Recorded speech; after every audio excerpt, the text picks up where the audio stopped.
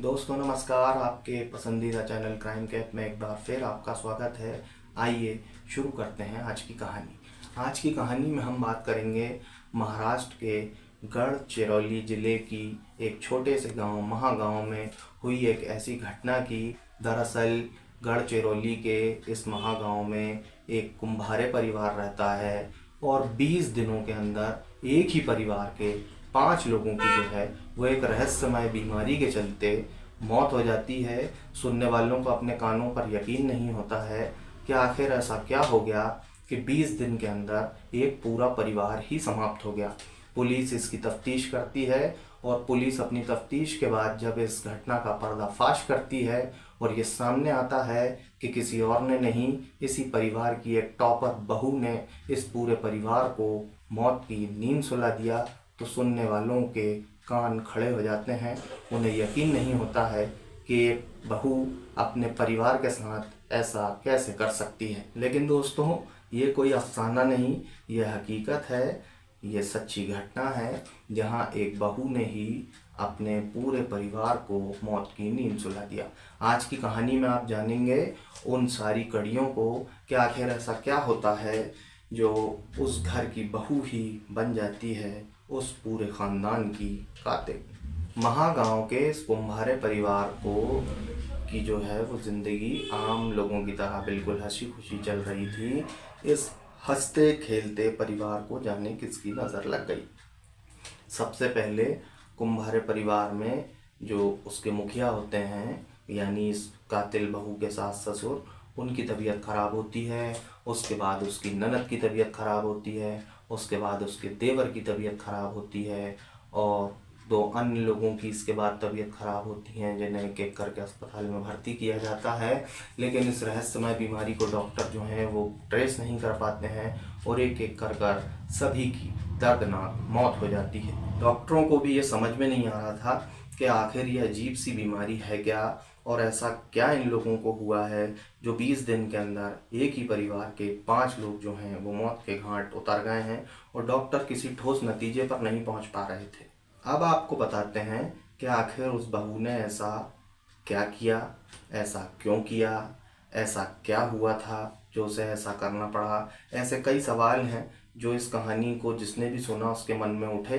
जाहिर सी बात है आपके मन में भी उठ रहे होंगे, तो आपके मन में भी अगर इससे सवाल उठ रहे हैं तो उन सभी सवालों के जवाब हम अपनी कहानी में आगे देंगे।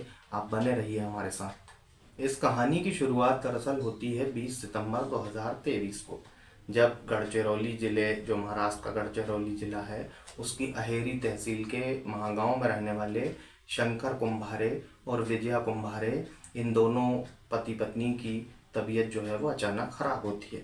उसके बाद इन्हें अहेरी के अस्पताल ले जाया जाता है, यानी तहसील के अस्पताल, जहाँ पर डॉक्टर जो हैं वो कुछ समझ नहीं पाते हैं कि यार क्या मामला है। उसके बाद इन्हें पास के ही चंद्रपुर भेजा जाता है। चंद्रपुर एक बड़ा शहर है, वहाँ इन्हें भेजा जाता है, लेकिन वहाँ भी डॉक्टर किसी नतीजे पर नहीं पहुँच पाते और आखिरकार इन्हें भेज दिया जाता है नागपुर। नागपुर रेफ़र होने के बाद शंकर कुम्हारे और विजया कुम्हारे का नागपुर में जो है वो इलाज शुरू होता है। लेकिन डॉक्टर जो हैं वो कुछ समझ नहीं पा रहे थे कि ये क्या अजीब सी बीमारी है। ये एक इस तरीके की बीमारी थी जिसने डॉक्टरों को भी परेशान कर दिया था। मरीज़ को सर से लेके पैर तक, यानी पूरे बदन में एक बेहद ही दर्दनाक सा दर्द होता है।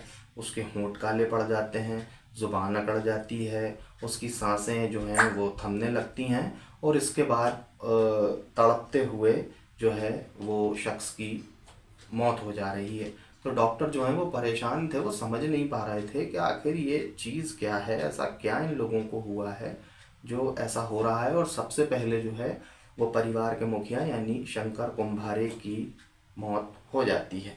23 सितंबर के दिन उन्हें घर से बाहर ले जाया गया था इलाज के लिए और उसके 3 दिन बाद ही यानी 26 सितंबर को शंकर कुम्हारे की नागपुर में इलाज के दौरान मौत हो जाती है।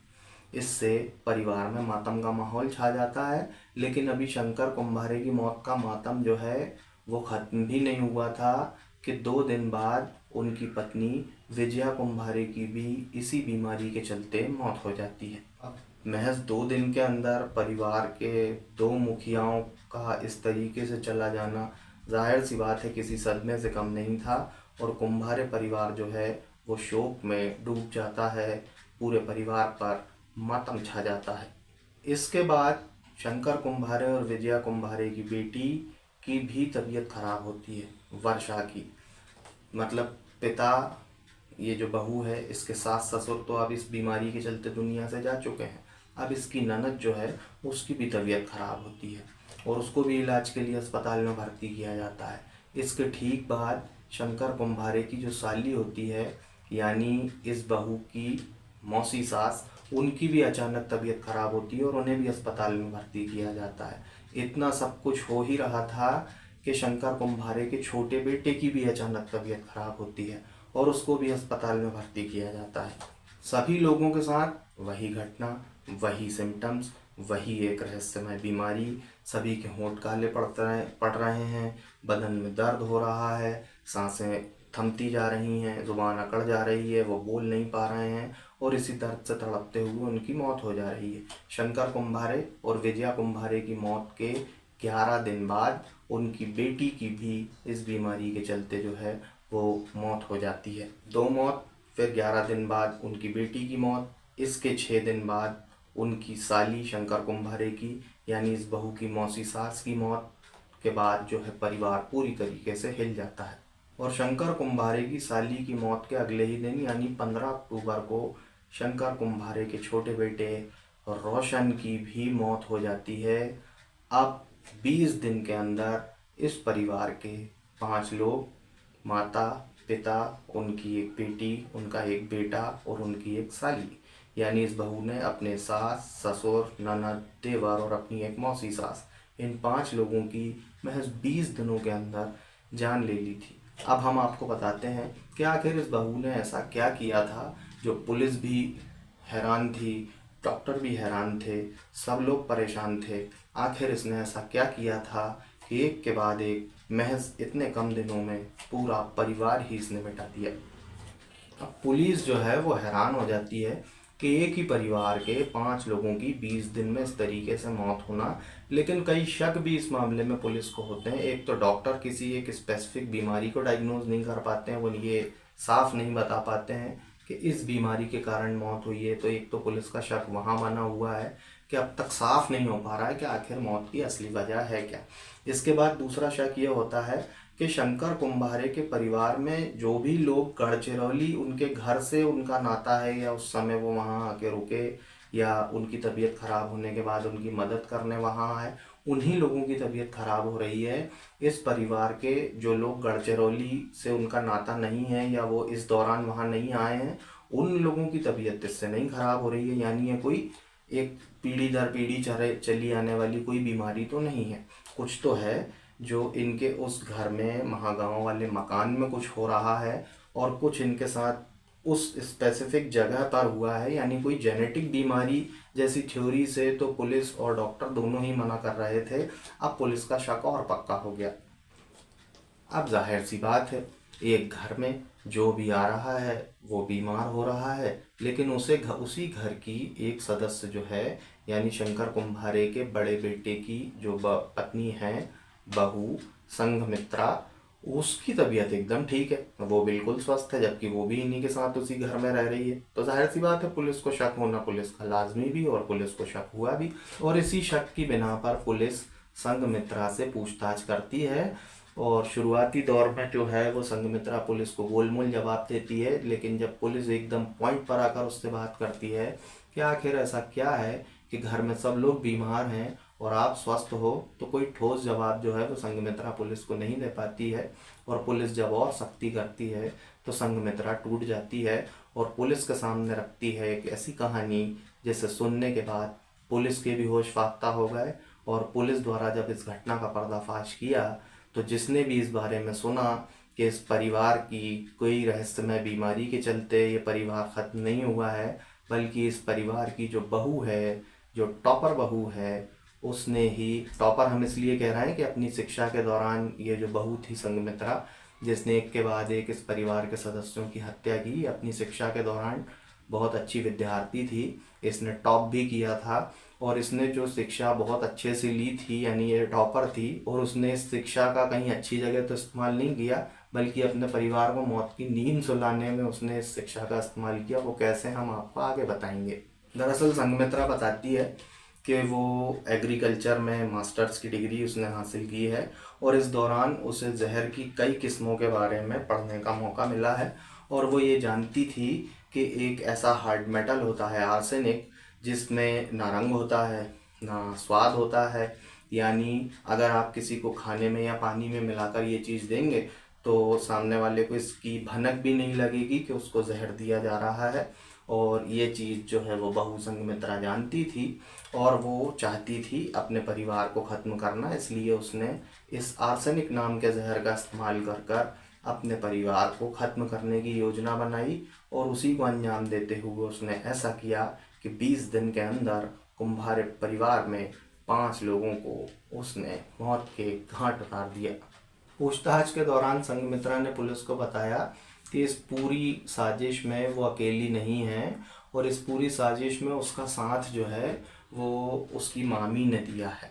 यानी शंकर कुम्हारे के साले की पत्नी ने भी इस पूरी मौत की साजिश में, कुम्हारे परिवार में 5 लोगों की मौत की जो घटना हुई है उसमें बहू का साथ देने वाली उसकी मामी भी थी। मामी दरअसल मामी के दिमाग में ये चल रहा था कि जो उनकी ससुराल पक्ष की जो ज़मीन को लेकर एक विवाद चल रहा था, उन्हें लग रहा था कि उनकी ननद जो हैं विजया कुम्हारे, वो ज़मीन में हिस्सा मांग रही हैं और सारी बहनों को वो हिस्सा दिलाना चाहती हैं। और ये मामी चाहती थी कि उनकी नंदों को ज़मीन का हिस्सा ना मिले, तो उनकी कुम्हारे परिवार के साथ ये दुश्मनी थी। अब हम बताते हैं कि इस बहू के आखिर इस परिवार के साथ क्या दुश्मनी थी। इस परिवार के बड़े बेटे से इस कातिल बहू संघमित्रा ने लव मैरिज की थी और जब इसने लव मैरिज की थी शंकर कुम्हारे के बड़े बेटे के साथ, तब इस बहू के माता पिता जो हैं वो इस लव मैरिज से बेहद नाराज़ थे और उन्होंने इस शादी से वो बिल्कुल नाखुश थे। और इसी दुख में अपनी लड़की के द्वारा उनकी पसंद की शादी ना किए जाने पर वो ये सदमा झेल नहीं पाए और इस बहू के पिता ने सुसाइड कर लिया था। इसके बाद संघमित्रा का, यानी इस कातिल बहू का कहना है कि जब उसकी शादी से नाराज़ होकर उसके पिता ने सुसाइड कर लिया तो उसके बाद उसका पति और उसकी ससुराल वाले उसको ताने दिया करते थे, इस बात को लेकर उसे सुनाते थे जो बात उसे बिल्कुल पसंद नहीं आती थी। और उसने ये ताने सुन कर वो इतनी आजिज़ आ चुकी थी कि उसने ये तय कर लिया था कि वो इस बात का बदला इस परिवार से ज़रूर लेगी और उसने इसी बदला लेने के लिए इस खतरनाक घटना को अंजाम दिया और आर्सेनिक जहर खाने और पानी में मिलाना शुरू कर दिया। सबसे पहले अपने सास ससुर की जान ले ली, उसके बाद ननद, उसके बाद देवर और उसके बाद अपनी एक मौसी सास, यानी 5 लोगों को उसने इसी रंजिश के चलते एक के बाद एक मौत के मुंह में सुला दिया। तो दोस्तों, कैसी लगी आपको आज की हमारी ये कहानी? हमेशा की तरह कमेंट बॉक्स में हमें बताना ना भूलें। वीडियो पसंद आया हो तो वीडियो को लाइक और शेयर करें और कोशिश करें ज़्यादा से ज़्यादा लोगों को हमारा सब्सक्राइबर बनाने की, अपने पसंदीदा चैनल क्राइम कैप से जोड़ने की, क्योंकि हम निकले हैं एक ऐसी मुहिम पर जिसमें हमें बनाना है क्राइम फ्री समाज और उसमें हमें आपके सहयोग की ज़रूरत है। आप चैनल को सब्सक्राइब कर हमें अपना समर्थन दे सकते हैं। कल किसी और कहानी के साथ आपसे फिर होगी मुलाकात, तब तक दीजिए इजाज़त। जय हिंद, नमस्कार।